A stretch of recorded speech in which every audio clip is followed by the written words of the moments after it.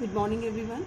Students, as you know, we have started chapter number 2 and we have completed most of the topic of this chapter. That's sole proprietorship, partnership, Hindu undivided family business, cooperative societies. And today we are going to start one of the most important topic of this chapter and the most awaited also. We have talked many times about the company. So it is joint stock company. And you know, the joint stock company is considered to be the most suitable form of business organization where we want to start the business on the large scale. Okay, so here they have told us a company is an association of person formed for carrying out business activities and has a legal status independent of its members.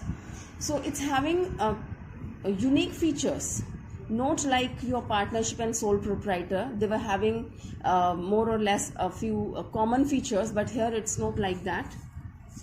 We have certain definitions of the company. You must learn at least one correct definition of this, and I suggest you to do this. A company is an association of persons united for a common object. You must learn the definition of HANE.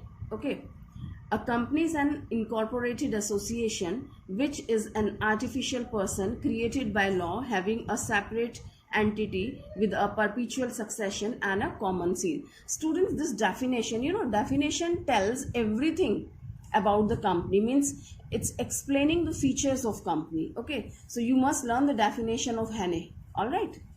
So this definition is explaining कि a company is an incorporated association, right? Incorporation होना चाहिए. It's an artificial person which is created by the law, and it's having separate legal entity other than its members, and it's having perpetual succession, means continuity में है, and it's having a common seal. All right. So all these explanation we are going to study in the feature of the company.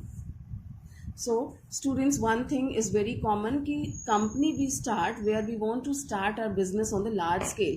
And let me tell you certain points regarding the company, because in rest of the form of business organization we have seen there was a limit. Okay, even in cooperative we have seen number of members, there is no such limit, but still there was a limited capital in that, because people, they were not willing to invest more capital. But company is not having such kind of conditions, and when we start our business, when we want to start our business on the large scale, so we prefer company form a business organization. Fine. And here these members, or you can say the shareholders, they have a limited liability. So let's do the features systematically, you will understand better. Well, features, the first feature is an artificial person. Fine. Company is considered as an artificial person because it is created by law.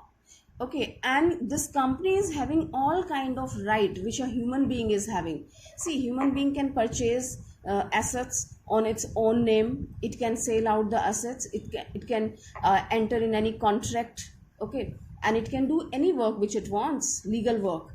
So company is also having the same rights. Company can do all these things. Company can't do a few work which a natural person is doing, like company can't marry. Okay, and company can't die a natural death. So it's explaining a company is an artificial person created by law having a separate existence of its own. It is different from shareholders and directors. All right. Here the shareholders and directors will be the different person and company is the different. So they are different from each other. So we call it an artificial person. Next one is limited liability. Company is having limited liability, means its members, its shareholders, their liability is limited up to the amount of share which they have invested in the business. Suppose I have purchased 10 shares of a company and the value of one share is 10 rupees. Okay, so 10 share of rupees 10 each, that means total how much I have to pay? 100 rupees.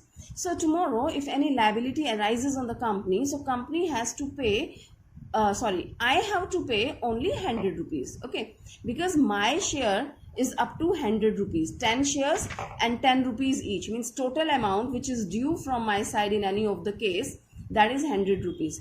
If I have paid 50 rupees to the company in the starting, and if anything wrong happens in the company and a company needs some more fund, so maximum how much company can ask me? Only remaining 50 rupees, that's all, not more than that. That means my personal property is quite safe. And if I have paid 100 rupees already, so company can't ask anything else, right? I don't have to pay anything else to the company. I have paid my maximum liability. So this is taken as limited liability. Means इसके जो shareholders हैं उनकी liability limited होती है. This is one of the merit also. I mean advantages. So liability of the members of the joint stock company is limited to the existence of the face value of the share subscribed by each of them. Students, here you will find so many terms which needs the clarification. And I don't think this will be suitable here to tell you. I'm waiting for the classroom. Anyway, face value का मतलब होता है कि initially आपने share को जिस rate पे issue किया है, इशू नहीं किया मीन्स डिसाइड किया है, you have decided the denomination of the share. Suppose 10 rupees का मैंने डिसाइड किया कि एक शेयर होगा, ठीक है. तो this 10 rupees is the face value of the share. Because when you sell it in the market तो दिस कैन बी लेस और मोर. आप ये ज्यादा पे भी इशू कर सकते हैं, वो प्रीमियम हो जाता है.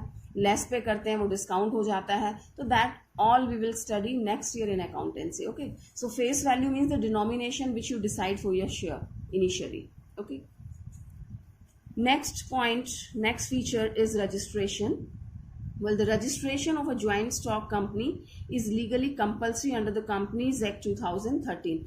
Earlier this was 1956. Now amendments has taken place, and the major amendment has taken place in 2013. So we have changed the name of the Companies Act from 1956 to Companies Act 2013. Without registration, no company can come into existence. As we have studied about the partnership, कि registration was optional. We have talked about this cooperative. There the registration was compulsory, and here also in case of company also registration is compulsory under Companies Act 2013. You can't start your company without its registration. Now the fourth point is perpetual succession. Perpetual succession means continuity. Okay, company is company is continuous in its work. As we have talked about the sole proprietor, here we are doing the revision also simultaneously because I'm just repeating all those points. Partnership and sole proprietor. We have seen when any of the member became lunatic or insolvent or expires and some ailment takes place. So that partnership comes to an end. And of course, sole proprietor, single person is there. If anything happens with that person, that comes to an end. But nothing happens like this in case of company. As it was in cooperative, the same thing is there. There is a perpetual succession.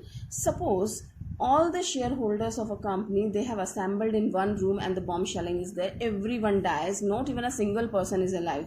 But still company is alive. Okay. Because company is different from its members. If anything happened, anything wrong happened to its members, either somebody is becoming lunatic, insolvency, death, so and so many problems can be there. One became incapable to take decision. But still company is alive because it's having perpetual succession. Reason कि it's created by law and its existence will come to an end through the law only. Okay, तो law से ही इसका creation होता है and वहीं पर ही इसका end होता है. So it's perpetual succession. So a joint stock company has continuous existence as it's created by law. Only law can bring an end to its existence.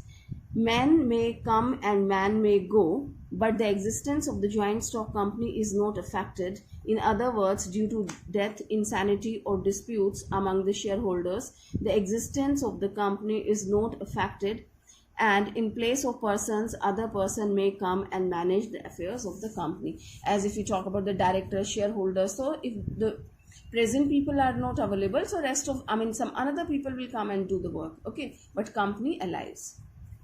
Next, we are talking about the control. Who control the company? Like sole proprietor. If you talk about who was controlling, sole proprietor. Partnership में partners, they were controlling. HUF में who was the controller? Karta was the controller. Cooperative में there was a committee. These people were controlling that. Now we are talking about the company. So here the board of directors. See, there'll be board of directors where one chairperson will be there, the directors will be there, some other directors will be there. These people, they have complete board and they decide, I mean, whatever the decision are taken, they are taken in the presence of the board of directors. So these are the people, this is the managing committee who decides everything. So here we don't call them managing committee, we call them board of directors, right? And they decide everything. Whatever the decision is taken, that's taken by them.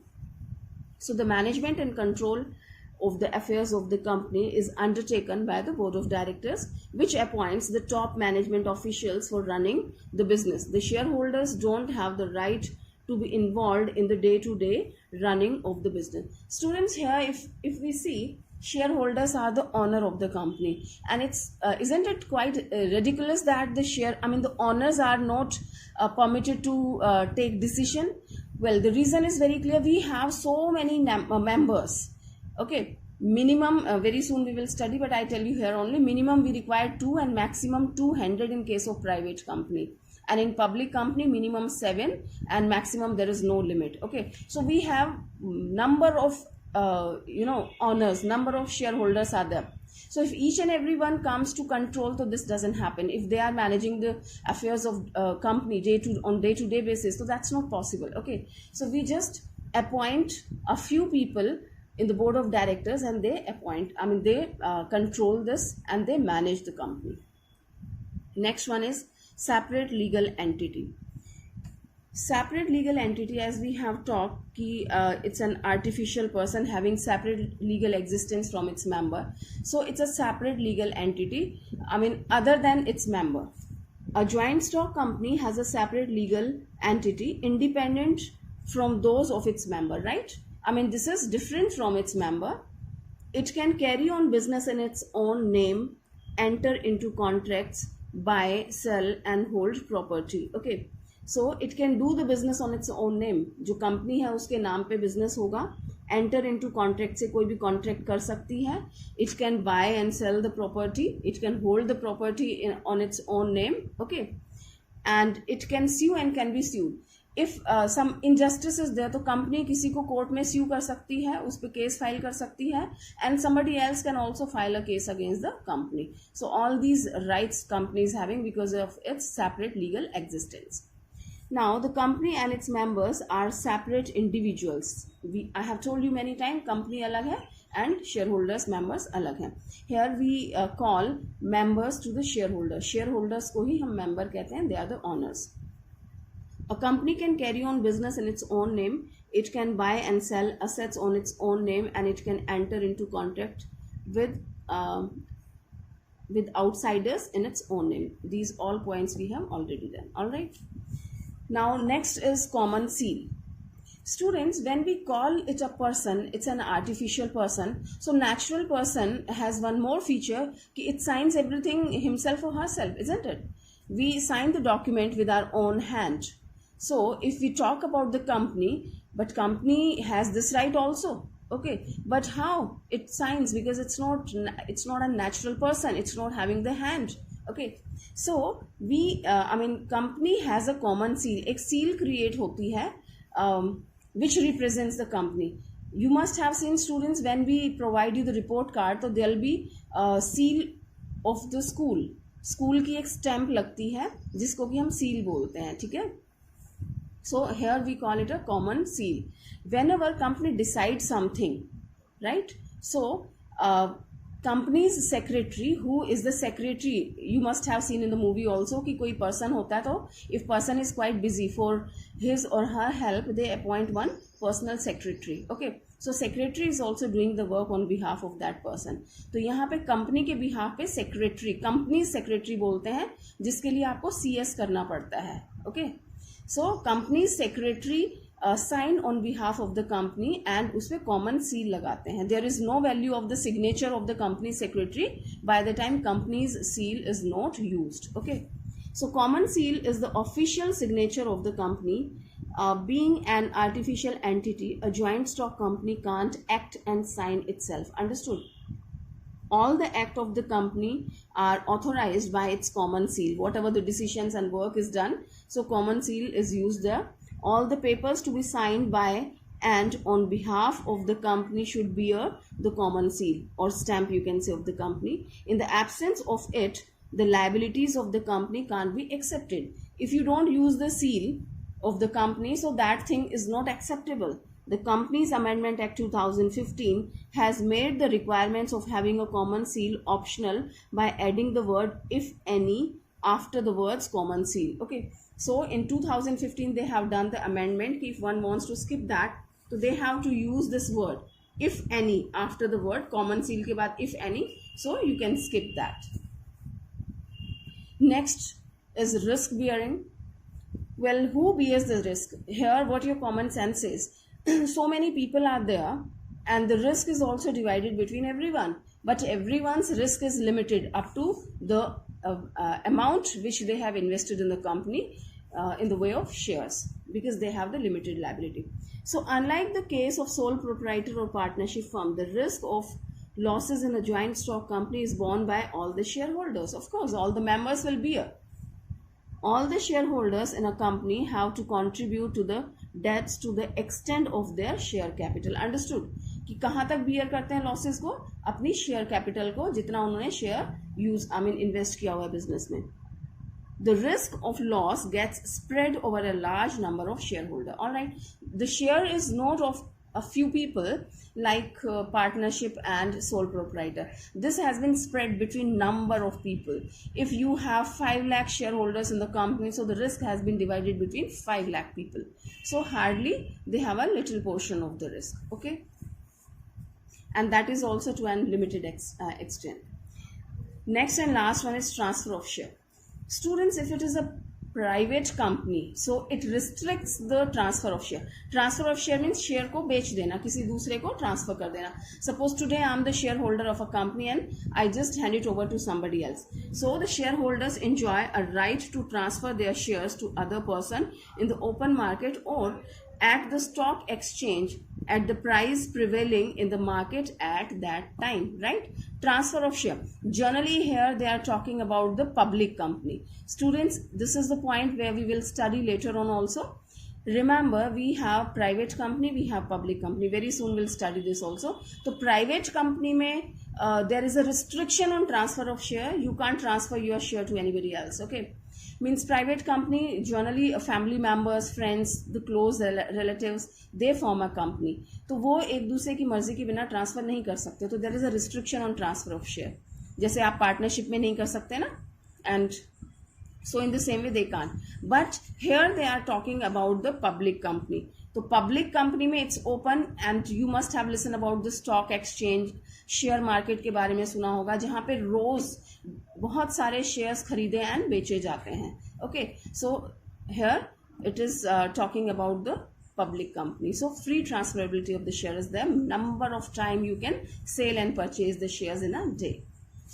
So students, here we have completed the features of joint stock company, and I have already quoted that from the features only we find out merits and demerits. Here you will find some good points are there and some some points are against the company. So merits and demerits. So let's talk about the merits first. Here you can see the limited liability we have already discussed in the features. Limited liability, this is very good advantageous position to the shareholders, because shareholders, they have a limited liability. If any liability arises to the shareholder tomorrow, so they have to pay up to their share only, that's all. Once again I'm reminding you, I have 10 shares and the value of one share is 10 rupees. तो कितनी value total कितना amount मुझे पे करना है? 100 rupees. Okay, if you have paid 40 rupees right now, so what will be your liability in future in any of the case? Okay, so 40 out of 100 you have paid 40, so remaining 60 can be asked by the company either at any requirement, or maybe the winding up of the company, or any loss is there. So your liability is to pay 60 rupees only, and if you have paid the whole amount, means total 100 rupees you have paid in the starting, so you don't have to pay anything, you don't have any liability. So this is called as limited liability. Okay, so the liability of the members of a joint stock company is limited to the value of shares held by them. Their personal property can't be used to pay back the debts even if the company is unable to settle the claim of the creditors. Okay, whatever the liability comes on the head of the company, but they don't ask your personal property. The limited liability attracts many people to invest their money in company from business. All right.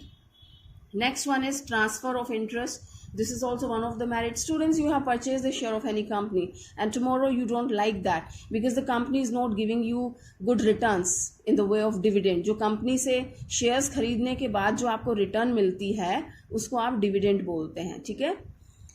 Note profit तो होते ही है company को, but उस profit में से dividend declare किया जाता है, that you receive. Okay.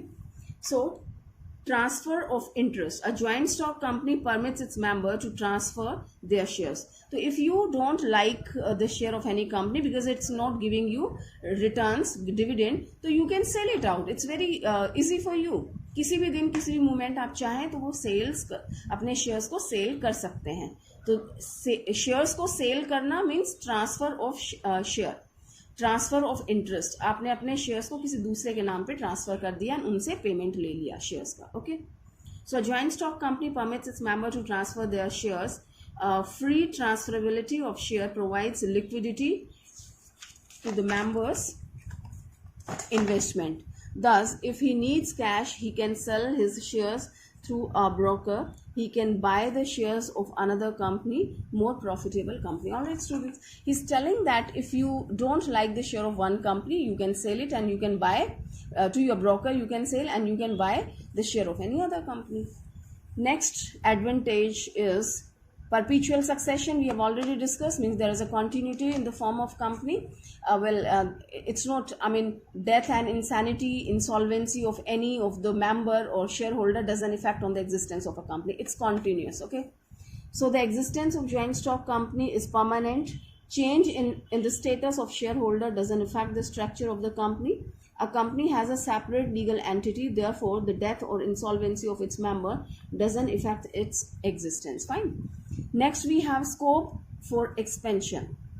Scope for expansion, we have talked many times that there is no problem of money in case of company because you can issue the shares and you can get more and more capital. So if you want to expand your business, students, once again I'm reminding you, it's not possible in case of sole proprietor, partnership, cooperative and HUA because all these form of business organizations are having limited capital. Okay. But in case of company, you have a scope of to have more and more capital from the public. Okay. So there is a scope for expansion. आप अपने business को expand करना चाहते हैं, बढ़ाना चाहते हैं तो आप कर सकते हैं क्योंकि आपके पास पैसे की कमी नहीं है. You can have more and more capital from the public. Okay. Well, this is possible in case of public company, I'm telling you. So the scope for growth and expansion is more in joint stock company form of organization because of sufficient capital, sufficient management capability and limited liability. The investors are ready to invest in shares because of limited liability, transferable ownership and possibility of high return on a company. So even the investors, they don't get hesitant because they know they have a lot of benefit. Tomorrow if they don't like the company, so they can sell the share and they can move to another one, right? So the people are willing to invest in the company. So scope for expansion is always there. Next we have professional management. See, there was one limitation in rest of the form of business organization because there was limited capital and they were not expanding much on the things, and those people, they were managing themselves. Sole proprietor, partnership, karta and cooperative, वो सब क्या कर रहे थे? They were managing themselves. वो अपने आप ही चीज़ों को manage कर रहे थे. They were not hiring the manager and all. Professionals, they were not hiring. But here, as we know, the company is on the large scale and we have to run the business on the large scale and different people are there, thousands of the shareholders are there, and who has to manage the business? Board of directors. Okay. So maybe they are not competent, so they don't take the risk, and now they are capable enough, they have money and they can hire the qualified professionals and they appoint them. Okay, the good MBAs and the good managers they can hire. So professional management they can have. Joint stock company form of organization can easily employ a highly qualified professional experts to perform various activities of the organization. This results in specialization, division of labor and improved efficiency and working of the company. Right, students? Well, here we have completed the merits and now we'll talk about the limitations. these all limitations we have discussed, but let's see. First one is complexity in the formation. Till now, which the form of business organization which we have studied, these were very simple, okay, but you will very soon you will study in further topics that it's really very big headache for the for the promoters to form a company, and it's having a lot of legal formalities and a lot of processes we have to go in, okay. So it's very complex procedure to form a company, so this is one of the biggest drawback of that. So formation of a joint stock company takes a lot of time. It's a lengthy and complicated procedure. There are many legal formalities which have to be completed. Several documents have to be prepared and submitted. Various permissions have to be obtained. The experts hired to prepare these documents charge heavy fee. Even the registration fee has to be paid to the registrar. All these formalities we have to do. Heavy documentation, legal formality, time consuming, and quite hectic work is there, okay. So complexity in formation of a company is the first limitation. Second one, lack of secrecy. Students, in rest of the form of business organization, again and again we are doing the comparison. You must learn all these things. So if we have decided we could keep the things secret except this cooperative, okay, but in case of company it's not possible at all to keep the things secret. Lack of secrecy, because especially I'm talking about the public company, as the name is suggesting, public company में public का पैसा लगा है and the whole public is not. So we were talking about the lack of secrecy. So the whole public is not coming in the office to see what they are going to do. So what they have to do, they have to publish their accounts. Whatever the work they are doing, they have to make it a public.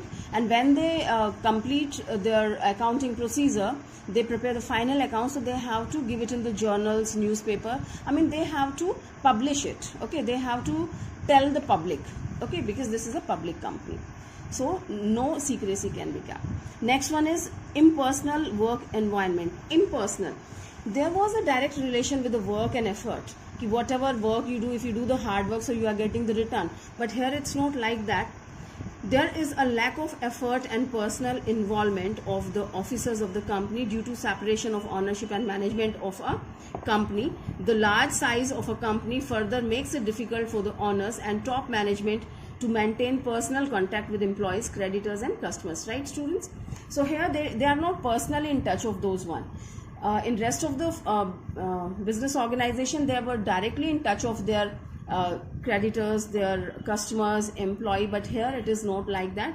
So you can say impersonal work environment we find in the company. So you can't be attached personally, you can't deal the problems personally. I'm talking about the shareholders. Fine. Next we have excess government regulations. As we know, the legal formalities are there, and law we have to follow. So the law of the company is like that ki government interference is there. Excessive government regulation. A joint stock company is subject to government regulation at every stage of working. The registration of a company is a long drawn process. A number of documents are to be prepared and filed. A company has to file regular return and statements of its activity with the registrar. Filing returns and reports involving considerable time and money, right, is the responsibility of the company. So you have to perform at every level, at all the stages. You have to follow the rule regulations, and you will find the government regulations you have to follow. So a kind of interference, you can say. You are not free. Next we have delay in decision making. Well students, here board of directors has to decide everything. If any decision is taken, so that will be taken by board of director, and very soon we will study. Here also we have to fulfill certain requirements, legal requirements. You can't start your meeting by the time quorum is not available. Quorum means minimum number of directors. They must be available in the meeting. If they are not present, so we can't decide. And suppose certain emergencies there, you have to decide something. So that is very problematic situation, and that delays the decision. Okay, because by the time you discuss with them and you arrange this quorum and all, so the time goes. So this is one of the biggest drawback. Next we have oligarchic management. It's said that the company form of organization has a democratic setup, as we have a voting system, and through the vote we decide the thing. Okay, but in real practice the company is in the control of a few people, or you can say the directors take all the decision keeping in mind their personal interest and benefit. They ignore the interest of the shareholder, and dissatisfied shareholder in such a situation have no option but to sell their shares and exit the company, as the directors virtually enjoys the rights to take all important decisions. It leads to rule by few. Well, we say students ki it is uh, like democracy, but it's not so, because directors, and who becomes the director? The people who are possessing a maximum number of share. If we talk about the Reliance company, public company, so it's a public company, but still it is of the Ambanis, because they are holding the maximum shares of that Reliance company. So they are the people who are deciding everything, na? So it's oligarchic management. They have the control, they have the hold. And for the namesake, it is a public company ki public ka interest hai, public decide karti hai. It's not so. Okay, so this is also one of the limitation. Next and last one is conflict in interest. Well, there may be conflict of interest among various stakeholders of a company. For example, employees may be interested in the higher salary. Students, wherever more than one party is there, so it's natural the conflict arises. Employees always wants that they should have more salary. Laborers want that they should have more bonus and wages and all. And management always wants that they should have maximum profits. So everyone has their personal interests. So sometime conflict arises in the interest. Okay. So these demands pose problem, as it's very difficult to satisfy such diverse interest, right? So somewhere we find one of the group is not satisfied, and that creates problem in the company, right, students? So here we have completed all the features, merits and limitations of the company, and rest of the thing, that's types of the company, we will discuss in the next class. Thank you.